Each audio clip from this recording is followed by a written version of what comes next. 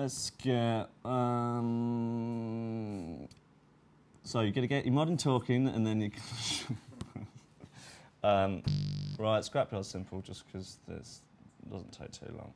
So make it all nice and constant. Let's get some distortion and some thingy. Dimension expander.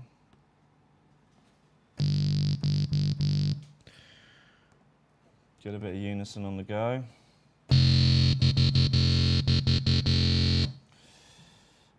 Get that coming as well.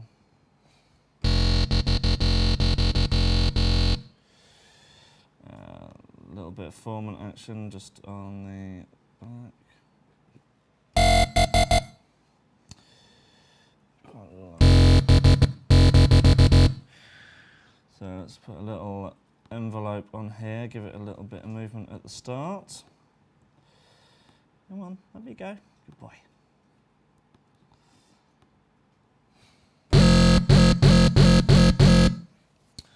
Let's give this some action.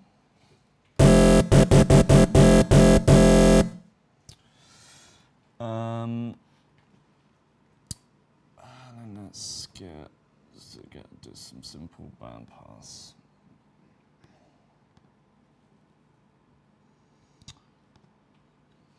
A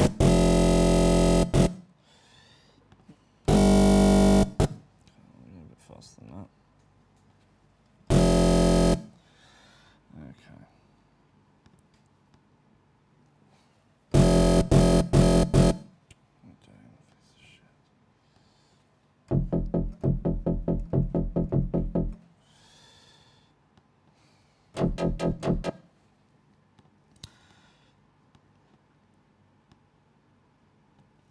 Let's go for some more.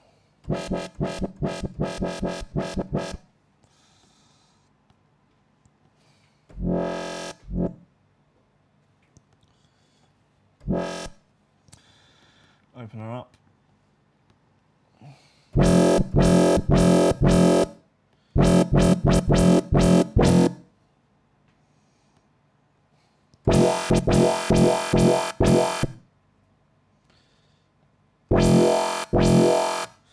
Okie dokie, that'll do for the time. Oh, let's put a little bit of that on, make it a bit bigger. We can modulate this little bastard as well.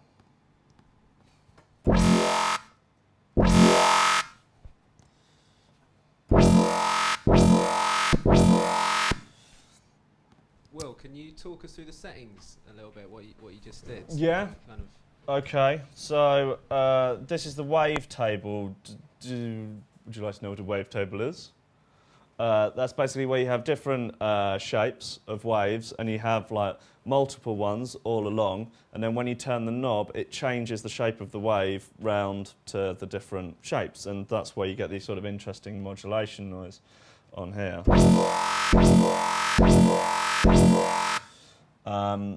And then filter, bandpass filter will just be playing a kind of notch in the filter, and then it will take a certain band of frequencies and do it, rather than just like doing a low pass or a high pass. And the bandwidth is what band of frequencies you are doing, the width of it. Self-explanatory, really. And then, what else would you like me to explain? This Massive is kind of one of those things where often you don't know exactly what it is doing, but you are aware that if you do something, it will sound like this. Okay, so then I like to go from the EQ, knock the bottom end out of it. This is E quick, it's a very nice EQ. So, let me get this guy up. Then we'll give it a bit more high end, a bit more bite. And then let's get this wow filter shit on the go. There we go. So, let's draw ourselves in some action.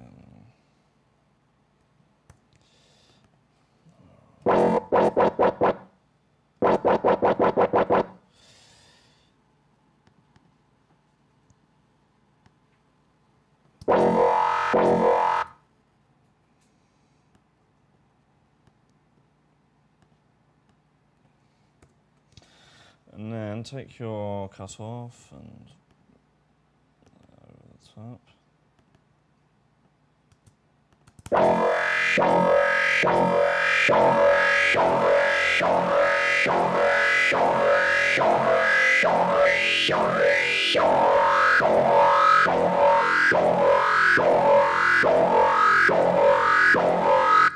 Sounds a little bit kind of muddy, so let's just put the EQ behind it.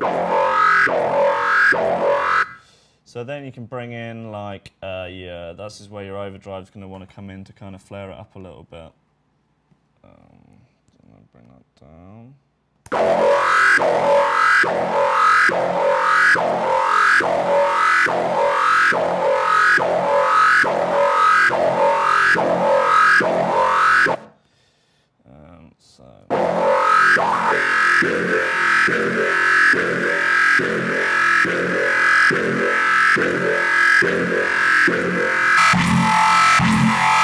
That's a bit better.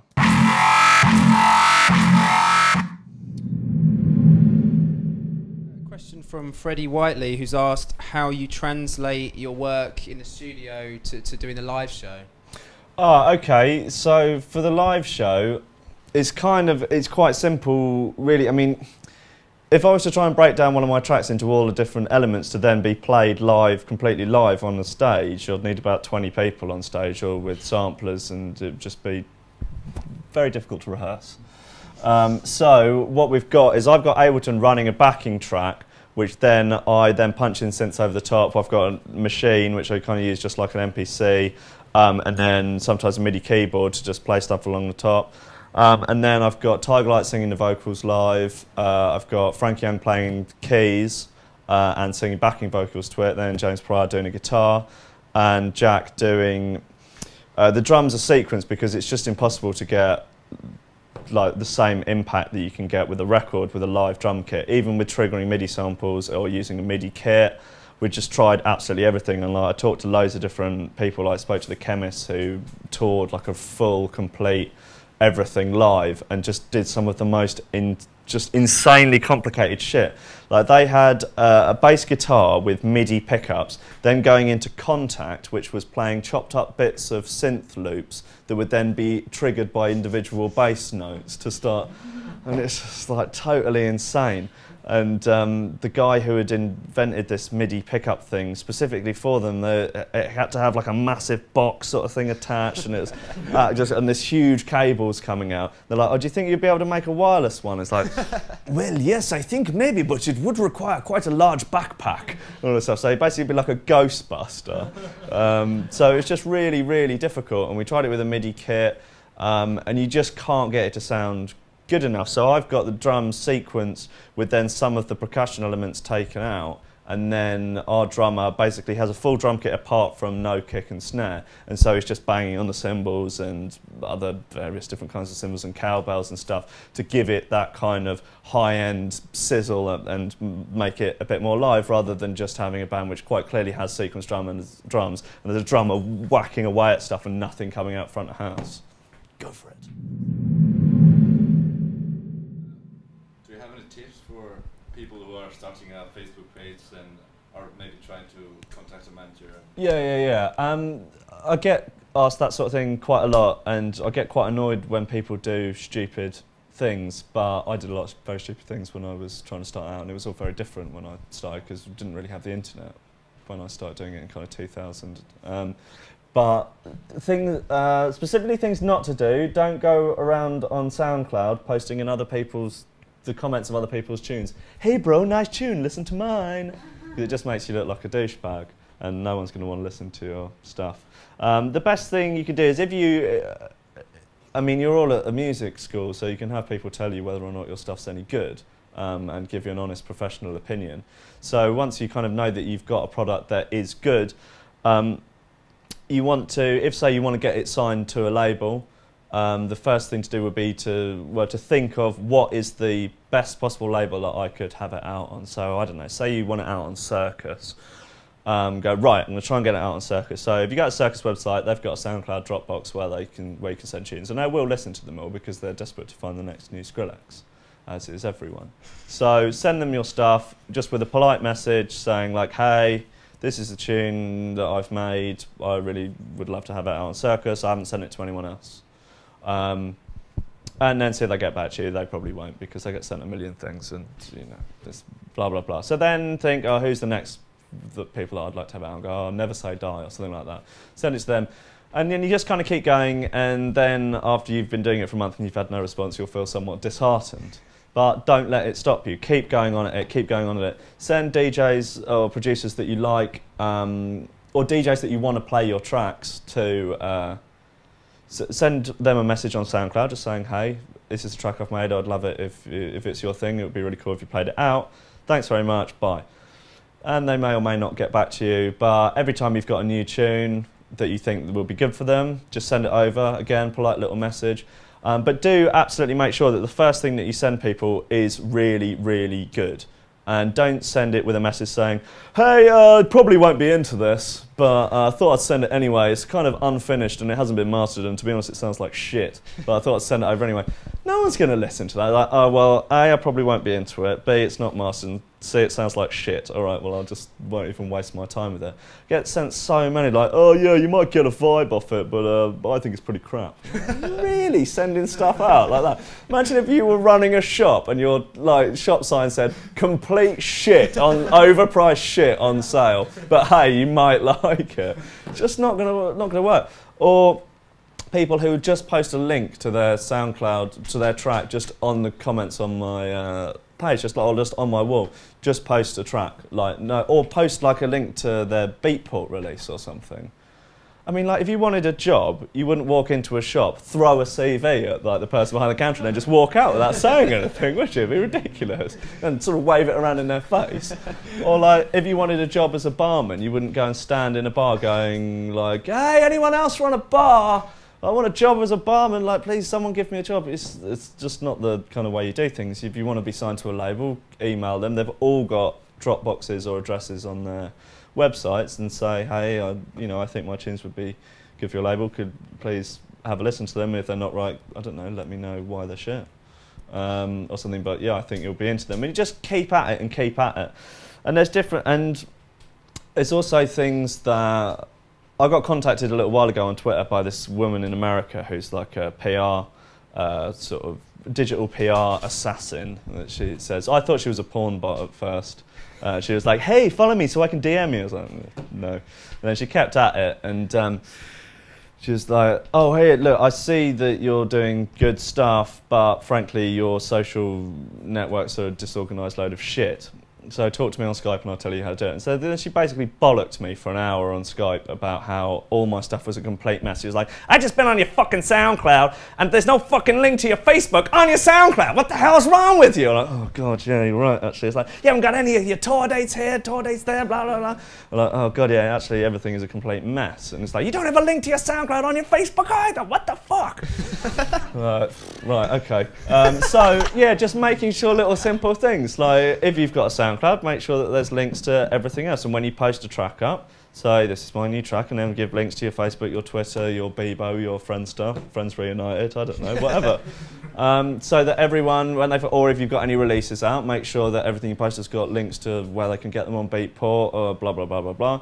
Try and make everything have artwork. I mean, if you're going to set yourself up a Facebook fan page, just try and make it look as nice as possible. Like, there's a whole world of designers out there who'll do stuff for free that are good, that are just wanting to get stuff out there. Like at the same time that if someone said, can you come and play this DJ set, I can't give you any money but it'd be a good gig, you'd go and do it. So, you know, you must, and everyone's got a bloody digital SLR camera at the moment because everyone's a photographer these days.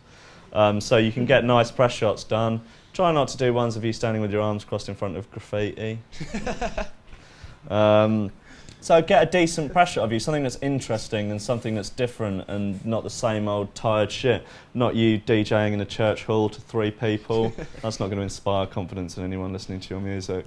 And just so it looks good and it's not a load of childish rubbish like you blowing some smoke out of your mouth with a Ganja t-shirt on or something like that. I don't know. Just it's kind of obvious things which, unless someone tells you, it's hard to know sometimes. But yeah, make sure everything links up. And don't beg for stuff from other people, like doing, hey, please like my page and I'll like yours, things like that. You need to conduct yourself in a kind of professional manner. I know I talk a load of complete crap on my Facebook, but that seems to be the image I've built up, so I might as well carry on with it. I've made my bed, so I'm just going to lie in there.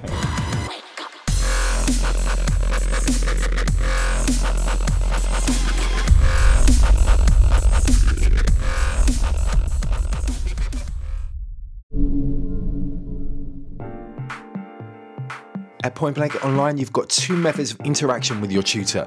Firstly, you've got the weekly online masterclass, which is in real time. And then also we've got feedback on your assignments, and that's known as DVR.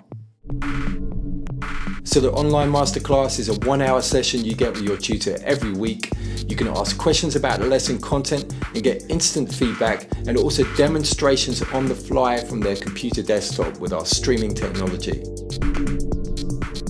DVR stands for Direct Video Response, and the concept is really simple. You upload your Ableton, Logic or Cubase project file to your tutor, he downloads it and then pushes record on the screen capturing software and evaluates your work, so basically giving you one-to-one feedback. You see all of the mouse movements and any parameter changes made by your tutor.